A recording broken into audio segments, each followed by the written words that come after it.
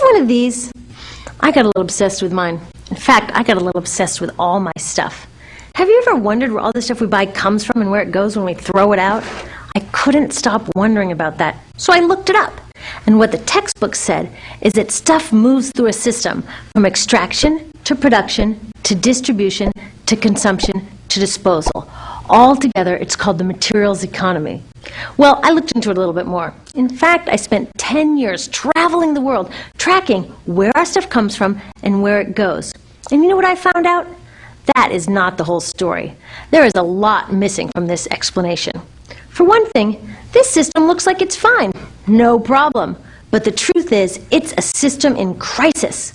And the reason it's a system in crisis is it's a linear system and we live on a finite planet. And you cannot run a linear system on a finite planet indefinitely.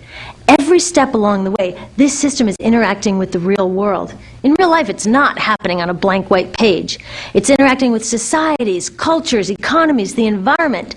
And all along the way, it's bumping up against limits. Limits we don't see here because the diagram is incomplete. So let's go back through. Let's fill in some of the blanks and see what's missing. Well, one of the most important things that's missing is people. Yes, people. People live and work all along this system.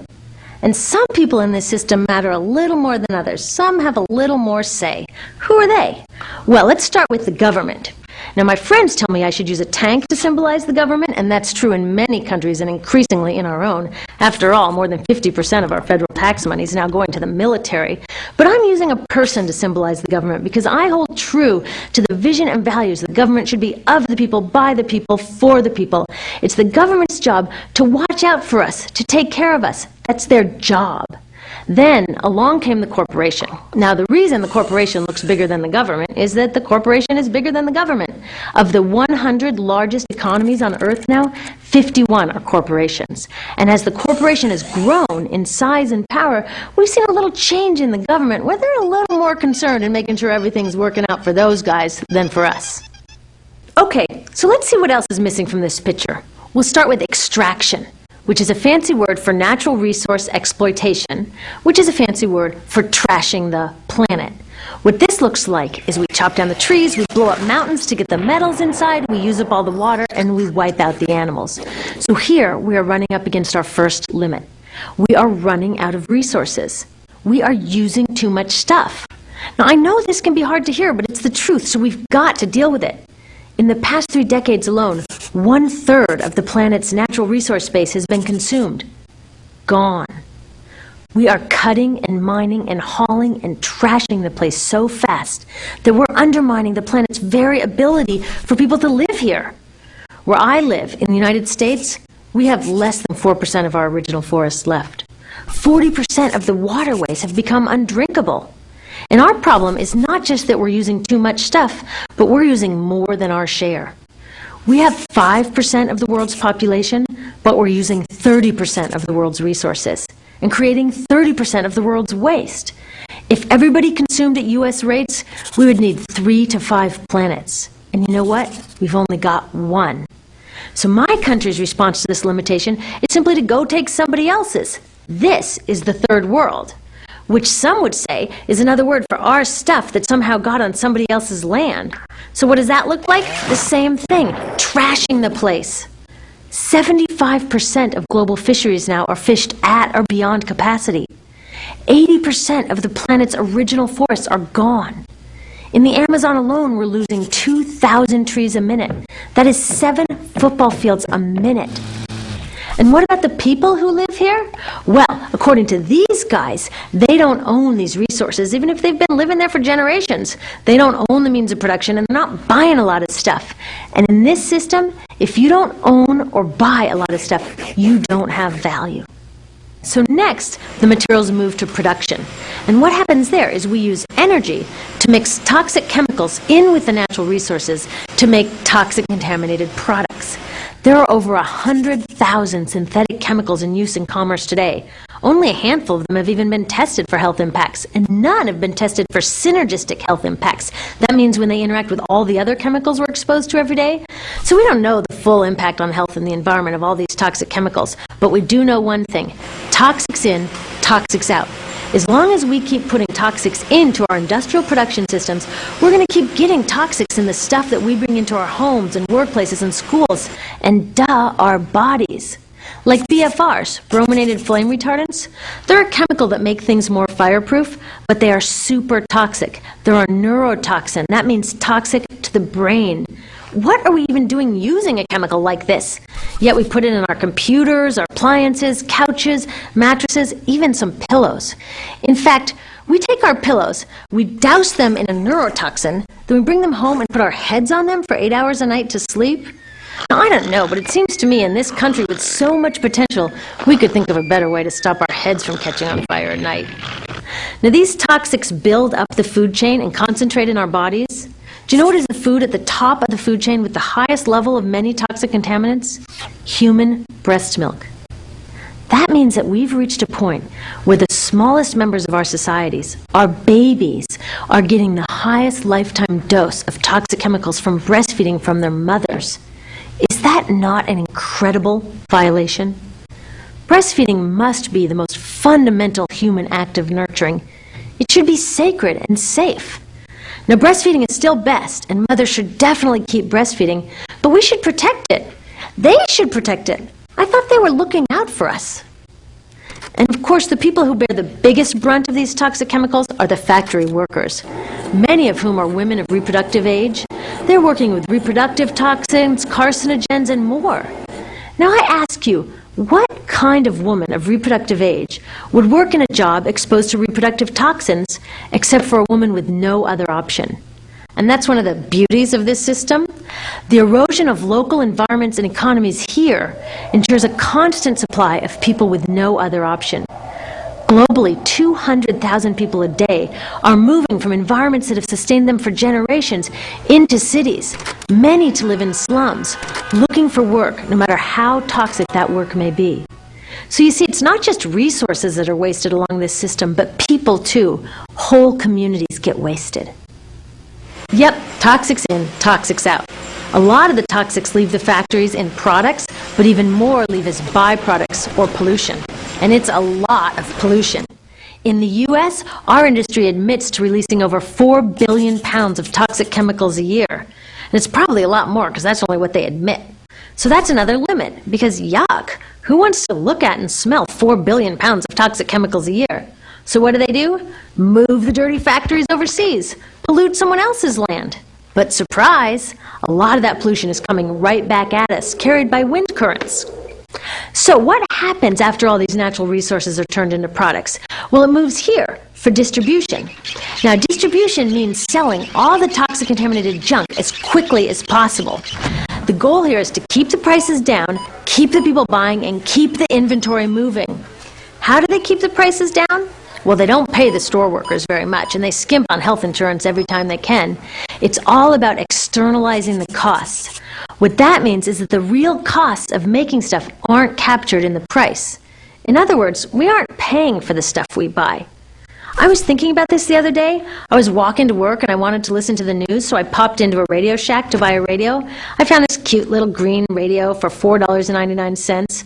I was standing there in line to buy this thing, and I was thinking, how could $4.99 possibly capture the cost of making this radio and getting it into my hands? The metal was probably mined in South Africa. The petroleum was probably drilled in Iraq. The plastics were probably produced in China, and maybe the whole thing was assembled by some 15-year-old in a maquiladora in Mexico. $4.99 wouldn't even pay the rent for the shelf space it occupied until I came along, let alone part of the staff guy's salary who helped me pick it out, or the multiple ocean cruises and truck rides pieces of this radio went on. That's how I realized I didn't pay for the radio. So who did pay? Well, these people paid with the loss of their natural resource base. These people paid with the loss of their clean air, with increasing asthma and cancer rates. Kids in the Congo paid with their future. 30% of the kids in the Congo now have dropped out of school to mine coltan, a metal we need for our cheap and disposable electronics. These people even paid by having to cover their own health insurance. All along this system, people pitched in so I could get this radio for $4.99, and none of these contributions are recorded in any accounts book. That's what I mean by the company owners externalize the true costs of production. And that brings us to the golden arrow of consumption. This is the heart of the system, the engine that drives it. It is so important that protecting this arrow has become the top priority for both of these guys. That's why after 9/11, when our country was in shock, and President Bush could have suggested any number of appropriate things, to grieve, to pray, to hope. No, he said to shop. To shop! We have become a nation of consumers. Our primary identity has become that of being consumers, not mothers, teachers, farmers, but consumers. The primary way that our value is measured and demonstrated is by how much we contribute to this arrow, how much we consume. And do we? We shop and shop and shop, keep the materials flowing, and flow they do. Guess what percentage of total materials flow through this system is still in product or use 6 months after their date of sale in North America? 50%? 20? No, 1%. 1. In other words, 99% of the stuff we harvest, mine, process, transport, 99% of the stuff we run through this system is trashed within 6 months. Now, how can we run a planet with that level of materials throughput? It wasn't always like this. The average U.S. person now consumes twice as much as they did 50 years ago. Ask your grandma. In her day, stewardship and resourcefulness and thrift were valued. So how did this happen? Well, it didn't just happen. It was designed. Shortly after World War II, these guys were figuring out how to ramp up the economy. Retailing analyst Victor Lebeau articulated the solution that's become the norm for the whole system.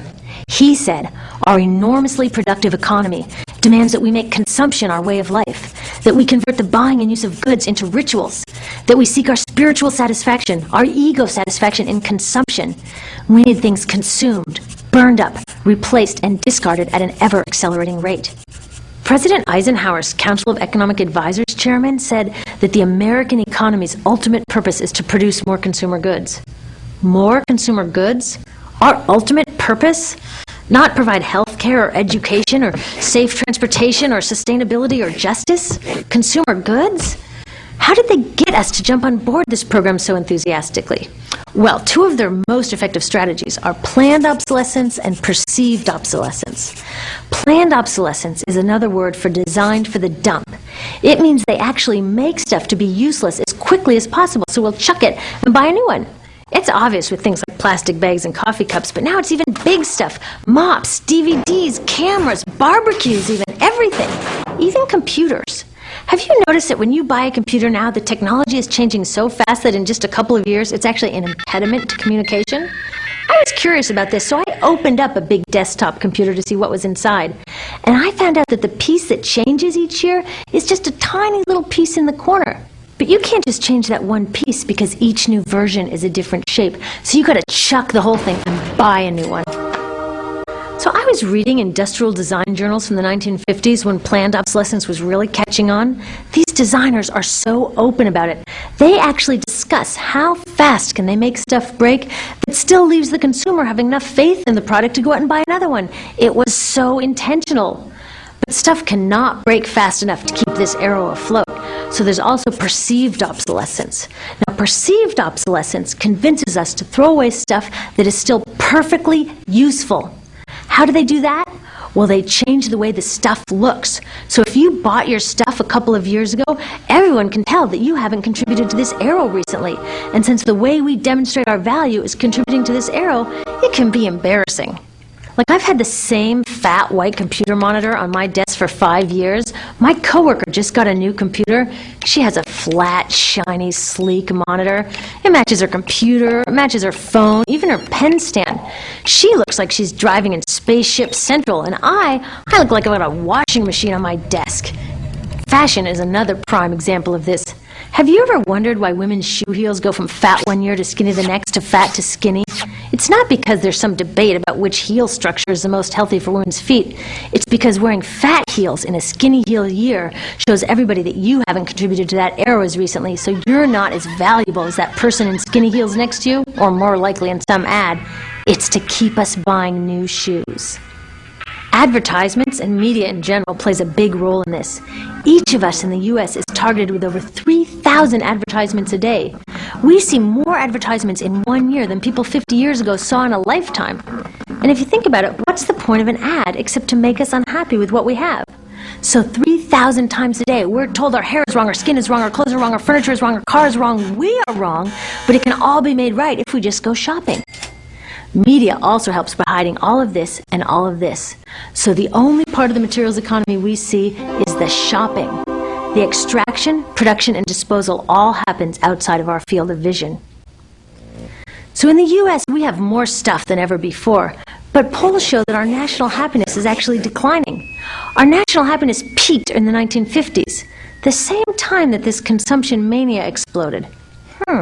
Interesting coincidence. I think I know why. We have more stuff, but we have less time for the things that really make us happy.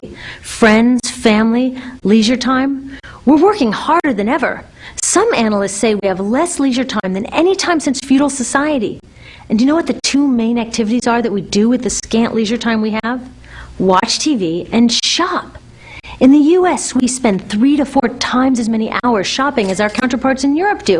So we're in this ridiculous situation where we go to work, maybe 2 jobs even, and we come home and we're exhausted, so we plop down on our new couch and watch TV, and the commercials tell us you suck, so you gotta go to the mall to buy something to feel better, and then you gotta go to work more to pay for the stuff you just bought, so you come home and you're more tired, so you sit down and you watch more TV, and it tells you to go to the mall again, and we're on this crazy work, watch, spend treadmill, and we could just stop.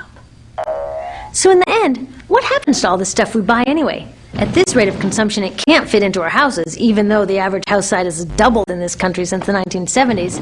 It all goes out in the garbage. And that brings us to disposal. This is the part of the materials economy we all know the most because we have to haul the junk out to the curb ourselves.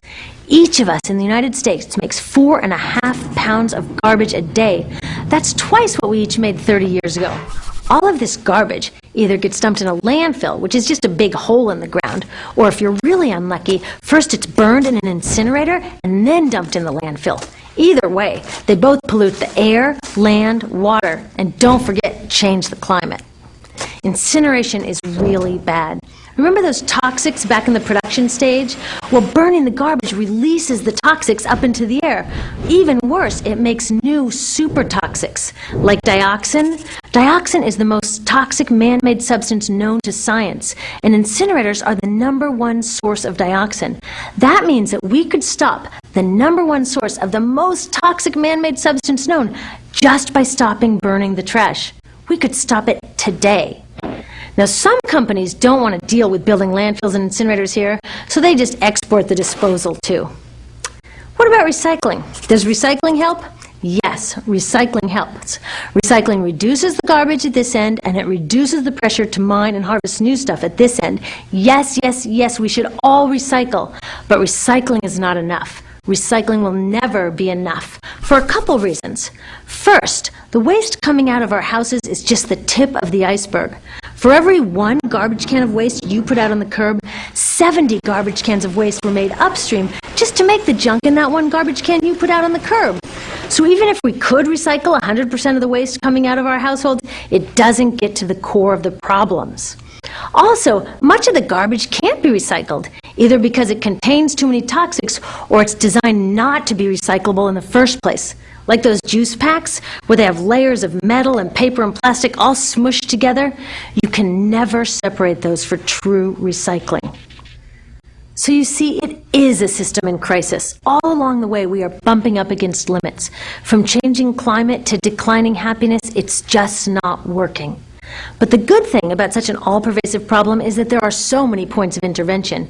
There are people working here on saving forests and here on clean production, people working on labor rights and fair trade and conscious consuming and blocking landfills and incinerators, and very importantly, on taking back our government so that it really is by the people and for the people. All of this work is critically important, but things are really going to start moving when we see the connections, when we see the big picture. When people along the system get united, we can reclaim and transform this linear system into something new, a system that doesn't waste resources or people. Because what we really need to chuck is that old school throwaway mindset. There's a new school of thinking on this stuff, and it's based on sustainability and equity, green chemistry, zero waste, closed-loop production, renewable energy, local living economies. It's already happening. Now, some say it's unrealistic, idealistic that it can't happen, but I say the ones who are unrealistic are those that want to continue with the old path. That's dreaming. Remember, that old way didn't just happen. It's not like gravity that we've just got to live with. People created it, and we're people too. So let's create something new.